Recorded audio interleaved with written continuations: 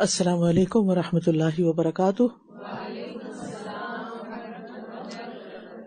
نحمده ونصلی علی رسولہ الکریم، اما بعد فاعوذ باللہ من الشیطان الرجیم، بسم اللہ الرحمن الرحیم، رب اشرح لی صدری ویسر لی امری واحلل عقدۃ من لسانی یفقہوا قولی۔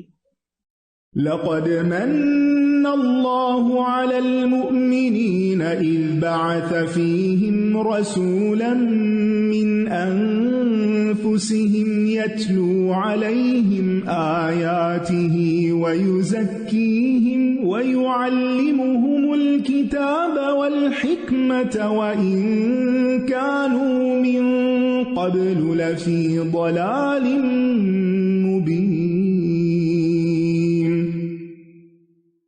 یقیناً اللہ نے مومنوں پر احسان کیا جب انہی میں سے ایک رسول ان میں بھیجا، وہ انہیں اللہ کی آیات پڑھ کر سناتا ہے اور ان کا تزکیہ کرتا ہے اور انہیں کتاب و حکمت کی تعلیم دیتا ہے، اور یقیناً اس سے پہلے وہ کھلی گمراہی میں تھے۔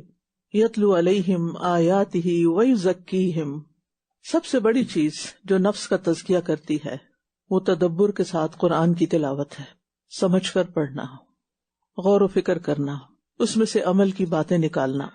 لہذا جو تلاوت آپ کو سنائی جائے اسے غور سے سنیے، اور قرآن مجید کی تلاوت اور سماعت کرتے وقت درج ذیل نیتوں کی تجدید کر لیجیے۔ اللہ کی رضا اور اجر کے حصول کے لیے سننا ہے، دل اور روح کی شفا کے لیے سننا ہے، ہدایت اور راہ راست پر چلنے کے لیے سننا ہے، علم اور یقین کو پختہ کرنے کے لیے سننا ہے، اپنے نفس کا تزکیہ اور اصلاح کرنے کے لیے سننا ہے۔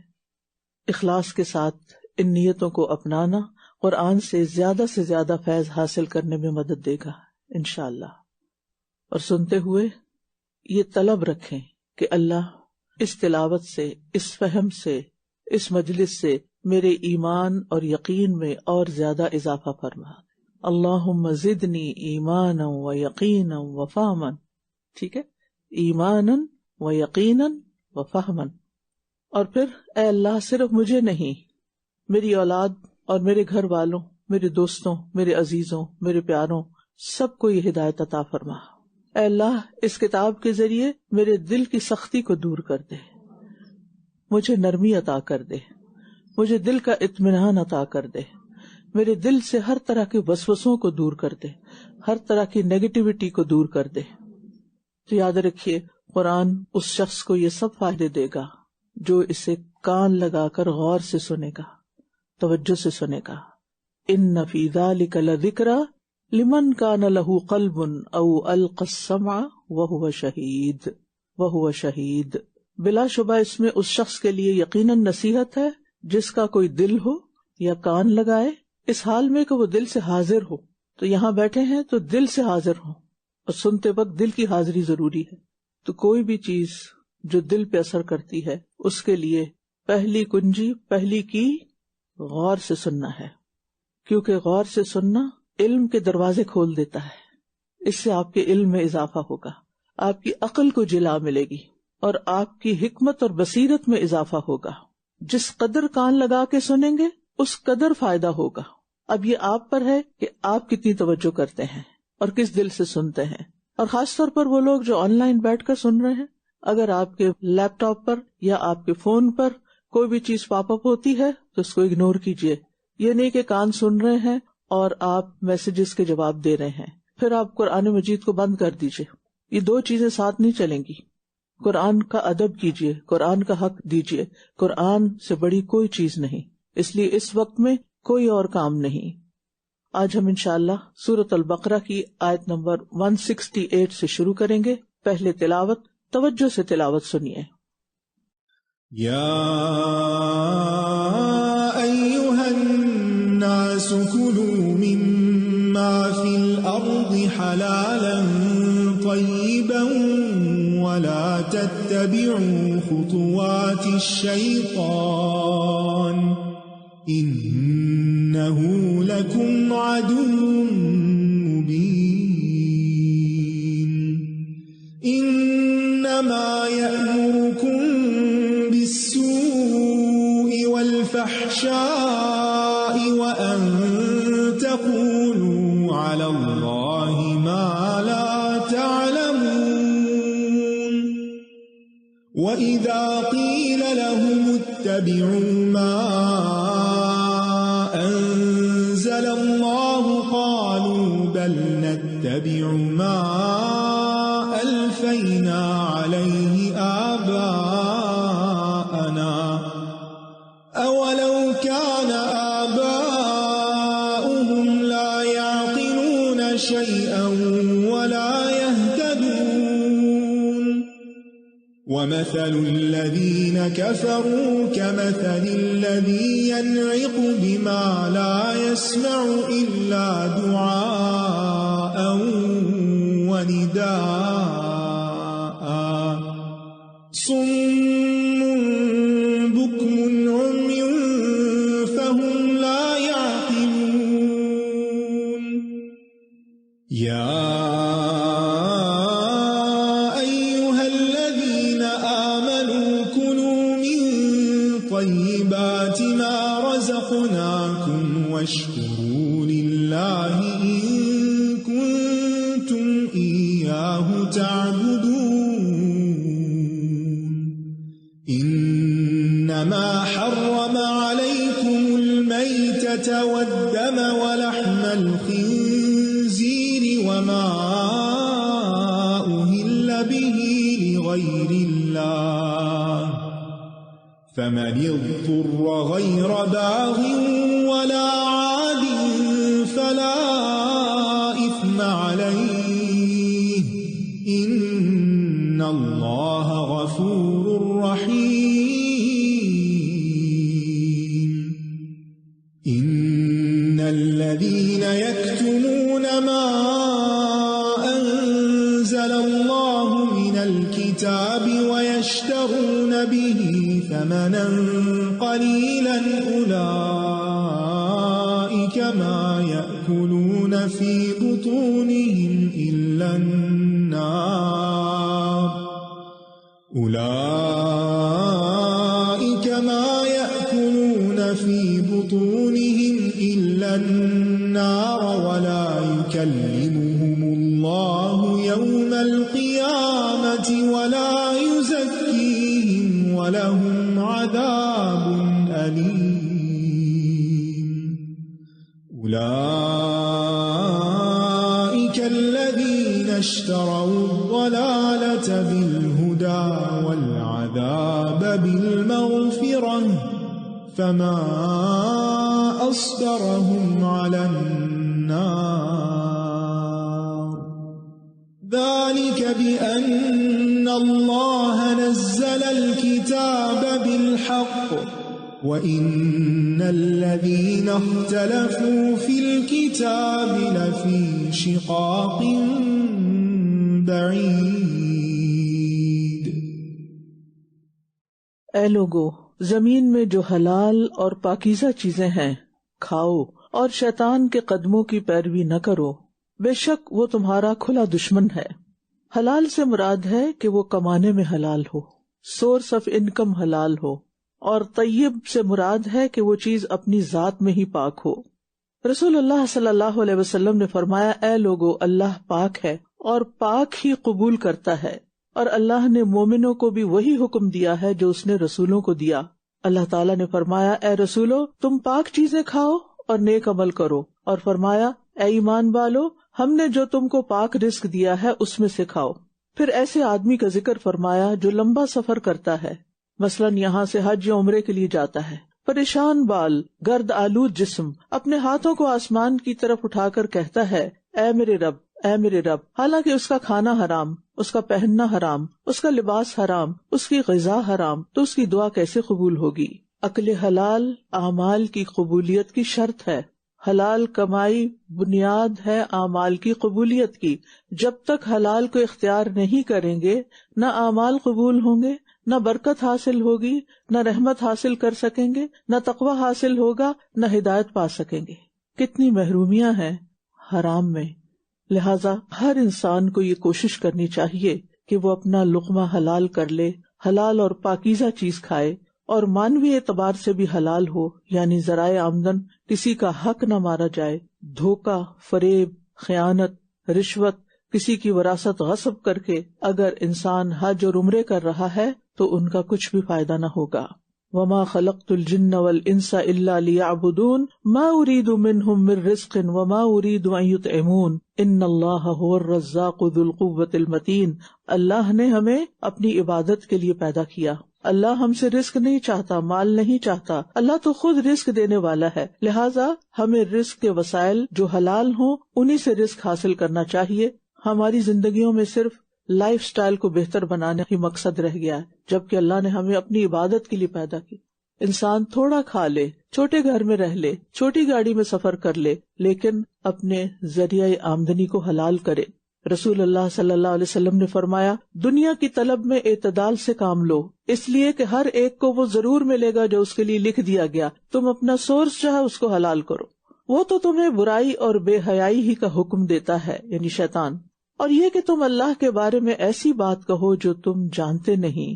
شیطان حکم دیتا ہے برائی کا، سو وہ گناہ جس کو انسان چھپ کر اپنی تنہائی میں کرے، اور فحشاء اس کے مقابلے میں وہ گناہ جن کو انسان کھلم کھلا دوسروں کے ساتھ مل کر کرے۔ اور پھر شیطان کس چیز کا حکم دیتا ہے کہ تم اللہ کے بارے میں وہ بات کہو جو تم جانتے نہیں۔ یہ بہت بڑا جرم ہے کہ انسان اللہ سبحانہ وتعالیٰ کی ذات کے بارے میں یا صفات کے بارے میں کوئی ایسی بات کہے جس کا اس کو علم نہیں، اور وہ صرف اس کی اپنے دل کی من گھڑت ہو۔ اور جب ان سے کہا جاتا ہے کہ اس کی پیروی کرو جو اللہ نے نازل کیا ہے، تو کہتے ہیں بلکہ ہم تو اسی کی پیروی کریں گے جس پر ہم نے اپنے باپ دادا کو پایا۔ کیا اگر ان کے باپ دادا نہ کچھ سمجھتے ہوں اور نہ ہدایت یافتہ ہوں، یعنی پھر بھی انہی کی پیروی کریں گے؟ تو یاد رکھیے، قرآن و سنت کے مقابلے میں باپ دادا کی باتیں کوئی اہمیت نہیں رکھتی، بلکہ کسی بڑے سے بڑے اسکالر کی بات بھی کوئی اہمیت نہیں رکھتی۔ ہمیں سب کا احترام کرنا چاہیے، لیکن اپنی زندگی کو قرآن و سنت کے مطابق گزارنا چاہیے۔ قیامت کے دن یہ دلیل کچھ فائدہ نہ دے گی کہ ہم نے جیسے اپنے باپ دادا کو کرتے پایا ہم نے وہ کیا۔ اور جن لوگوں نے کفر کیا ان کی مثال اس شخص کی طرح ہے جو ان جانوروں کو آواز دیتا ہے جو پکار اور آواز کے سوا کچھ نہیں سنتے۔ یہ بہرے ہیں، گنگے ہیں، اندھے ہیں، بس یہ سمجھتے نہیں۔ اے لوگوں جو ایمان لائے ہو، جو پاکیزہ چیزیں ہم نے تمہیں عطا کی ہیں ان میں سے کھاؤ اور اللہ کا شکر ادا کرو، کیونکہ شکر نعمتوں میں اضافے کا سبب بنتا ہے۔ اور شکر کا طریقہ کیا ہے کہ کھاؤ بھی اور بانٹو بھی، صرف کھانے پر ہی توجہ نہ ہو بلکہ جو اللہ نے دیا ہے اس میں سے دوسروں کو بھی دو، کیونکہ یہ رزق بڑھانے کا ذریعہ ہے۔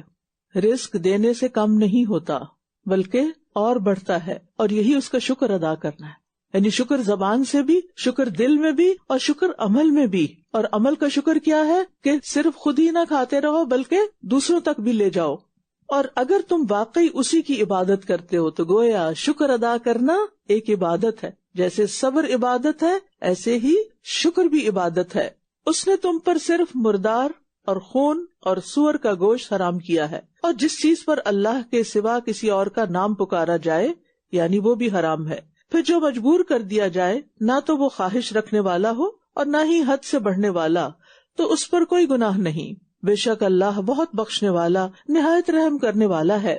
بے شک جو لوگ اللہ کی کتاب میں نازل کردہ احکام چھپاتے ہیں اور اسے تھوڑی قیمت پر بیچتے ہیں، وہ اپنے پیٹ میں محض آگ بھر رہے ہیں۔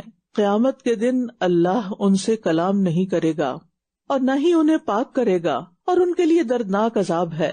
یہی وہ لوگ ہیں جنہوں نے ہدایت کے بدلے گمراہی اور مغفرت کے بدلے عذاب خریدا ہے، بس کتنا صبر ہے ان کا آگ پر۔ یہ اس لیے ہے کہ اللہ نے حق کے ساتھ کتاب نازل فرمائی، اور جن لوگوں نے اس کتاب میں اختلاف کیا یقیناً وہ ضد میں حق سے بہت دور جا پڑے ہیں۔ یاد رکھیے، علم کا سیکھنا اور سکھانا اللہ کی بخشش، اس کی رحمت اور اس کی خوشنودی کا سبب ہے، لیکن علم سیکھنا اور اس کی ذمہ داریوں کو قائم کرنا، اس کے بوجھ اٹھانا اور اس کو تمام دنیا تک پہنچانا ان اسباب میں سے ہے جو اللہ کی بخشش کا ذریعہ ہے، مگر اگر یہ ذمہ داریاں پوری نہ کی جائیں اور حق کو چھپا لیا جائے اور ضرورت مندوں تک اس کو نہ پہنچایا جائے تو یہ اللہ تعالیٰ کی ناراضگی کا ذریعہ بھی ہے۔ لہٰذا ہر مسلمان پر یہ فرض بنتا ہے کہ وہ خود بھی سیکھے اور علم کو دوسروں تک پہنچانے میں کسی نہ کسی طرح کی کچھ کوشش ضرور کرے، چاہے اپنی زبان سے سکھائے، چاہے کچھ لکھ کے سکھائے، چاہے وہ لکھی ہوئی کتابیں بانٹ کر سکھائے، چاہے وہ لوگوں کو علم کی مجلسوں میں بلا کر سکھائے اور حق بات ان تک پہنچائے، یعنی صحیح علم، کیونکہ یہاں حق کو چھپانے پر وعید بتائی جا رہی ہے۔ تو حق کیا ہے؟ جو قرآن و سنت میں ہے، اور اس کی طرف بلانا ضروری ہے، اور اگر کوئی بات پوچھے تو اس کو صحیح بات بتانا ضروری ہے۔ ليس البر أن تولوا وجوهكم قبل المشرق والمغرب ولكن البر من آمن بالله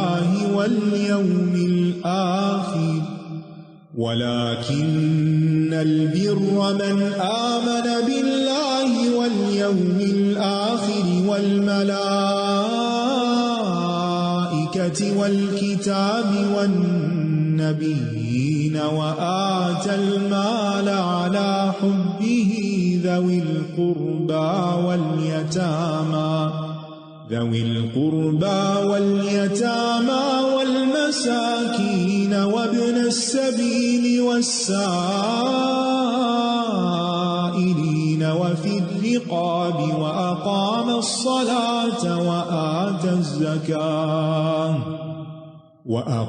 الصلاة وآتى والموفون بعهدهم إذا عاهدوا والصابرين في البأساء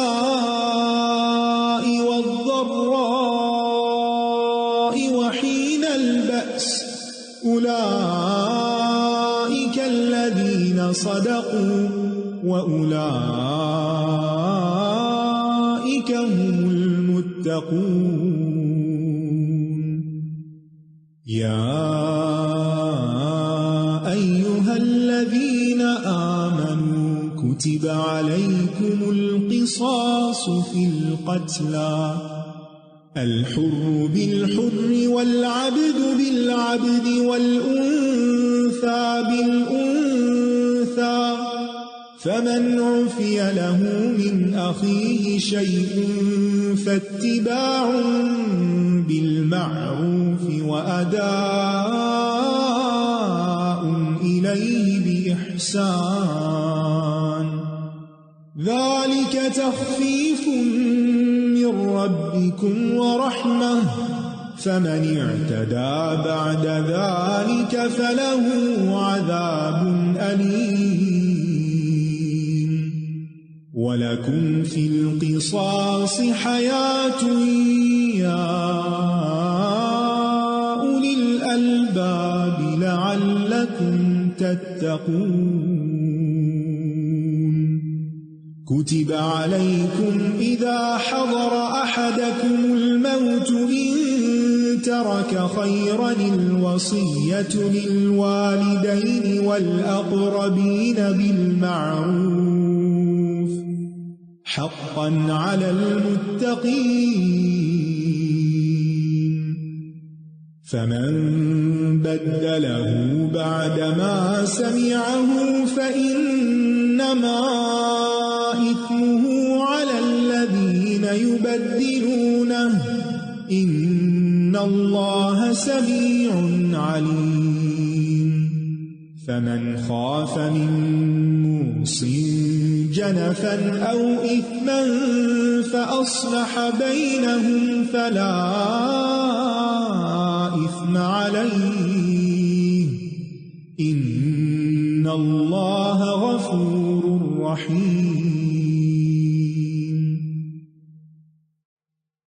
نیکی یہ نہیں کہ تم اپنے رخ مشرق اور مغرب کی طرف پھیر لو، بلکہ نیکی تو اس کی ہے جو اللہ پر اور آخرت کے دن پر اور فرشتوں پر اور کتابوں پر اور نبیوں پر ایمان لائے، اور مال سے محبت کے باوجود اسے رشتہ داروں اور یتیموں اور محتاجوں اور مسافر اور سوال کرنے والوں کو اور گردنیں چھڑانے میں دے، اور نماز قائم کرے اور زکوٰۃ ادا کرے، اور وہ جو اپنا عہد پورا کرنے والے ہیں جب وہ عہد کریں، اور وہ جو تنگ دستی میں اور تکلیف میں اور جنگ کے وقت صبر کرنے والے ہیں، یہی وہ لوگ ہیں جو سچے ہیں، اور یہی وہ لوگ ہیں جو متقی ہیں۔ یہاں پر نیکی کی ڈیفینیشن بتائی گئی کہ نیکی اصل میں کیا ہے، اور پھر نیکی میں سب سے پہلے ایمان کا ذکر ہے، اور ایمان دل کا عمل ہے، لہٰذا ہمیں اپنے دلوں کے اعمال کی جانچ پڑتال کرنی چاہیے کہ ہمارے ایمان کا حال کیا ہے، اور پھر اس کے بعد آخرت پر ایمان، فرشتوں پر، کتابوں پر، نبیوں پر، ان سب کے بارے میں ہم کیا جانتے ہیں، کیونکہ ایمان اس وقت تک مکمل نہیں ہوتا جب تک کہ جس چیز پر ہم ایمان لا رہے ہیں اس کے بارے میں جانتے نہ ہوں. لہٰذا ان سب چیزوں کے بارے میں مکمل معلومات حاصل کریں. اور پھر اس کے بعد نماز کا ذکر نہیں، سب سے پہلے مال کا ذکر ہے، کیونکہ مال کی محبت انسان کے دل میں سب سے زیادہ ہوتی ہے، اور مال سے محبت کے باوجود سب سے پہلا حق رشتہ داروں، یتیموں، محتاجوں، مسافروں، سوالیوں، قیدیوں، ان سب کے لیے خرچ کریں. رمضان آ رہا ہے، لہٰذا ہم سب کو ابھی سے پلان کر لینا چاہیے کہ اللہ تعالیٰ کے اس حکم پر عمل کرنے کے لیے میں کہاں کس کے لیے کیا کروں گی، رشتہ داروں میں سے کون ضرورت مند ہے، کس یتیم کی مدد کروں گی، محتاج کون لوگ ہیں، مسافر کون ہیں، ضرورت مند کون ہے، کیونکہ ہم اکثر سوالیوں سے، مانگنے والوں سے تنگ بھی رہتے ہیں اور ان کے نمبر بلاک کر دیتے ہیں. تو وہ کون سے ایسے ضرورت مند ہیں کہ جن کی ہم مدد کر سکتے ہیں، وہ کون سے قیدی ہیں جن کو ہم چھڑا سکتے ہیں. اور پھر عبادت، پھر نمازوں پہ توجہ اور زکوٰۃ کی ادائیگی، اور اپنے عہد پورا کرنا ہے، اپنی کمٹمنٹس کو نبھانا، اور پھر زندگی کی ساری مشکلات میں صبر کرنا. فرمایا یہی وہ لوگ ہیں جو سچے ہیں، ان کا ایمان سچا ہے، اور یہی تقویٰ والے ہیں. تقویٰ کامیابی کی علامت ہے نا. تو تقویٰ کی نشانیاں کیا ہیں؟ یہ اعمال ہیں کہ جن کے دلوں میں تقویٰ ہوگا ان کے اندر یہ اخلاق اور عمل ہوگا. پھر فرمایا اے لوگو جو ایمان لائے ہو، تم پر مقتولوں کے بارے میں قصاص لینا فرض کر دیا گیا ہے، آزاد کے بدلے آزاد، اور غلام کے بدلے غلام، اور عورت کے بدلے عورت. پھر جس قاتل کو اس کے بھائی مقتول کے وارث کی طرف سے کچھ معاف کر دیا جائے تو معروف طریقے پر اس کی پیروی کی جائے اور خوبصورتی کے ساتھ اس دیت کی ادائیگی کی جائے. یہ تمہارے رب کی طرف سے تخفیف اور رحمت ہے. پھر جو اس کے بعد زیادتی کرے تو اس کے لیے دردناک عذاب ہے، یعنی دیت بھی لے لے اور پھر قتل بھی کر دے. اور تمہارے لیے قصاص میں، یعنی بدلہ لینے میں، قتل کا بدلہ لینے میں زندگی ہے اے عقل والو، تاکہ تم بچ جاؤ. تم پر فرض کیا گیا ہے کہ جب تم میں سے کسی کو موت آ پہنچے، اگر اس نے کوئی مال چھوڑا ہو تو والدین اور رشتہ داروں کے لیے معروف طریقے سے وصیت کر جائے. متقی لوگوں پر یہ لازم ہے. پھر جو شخص اس وصیت کو سننے کے بعد اسے بدل ڈالے تو بے شک اس کا گناہ ان لوگوں پر ہے جو اس کو بدلیں گے. بلا شبہ اللہ خوب سننے والا، خوب جاننے والا ہے.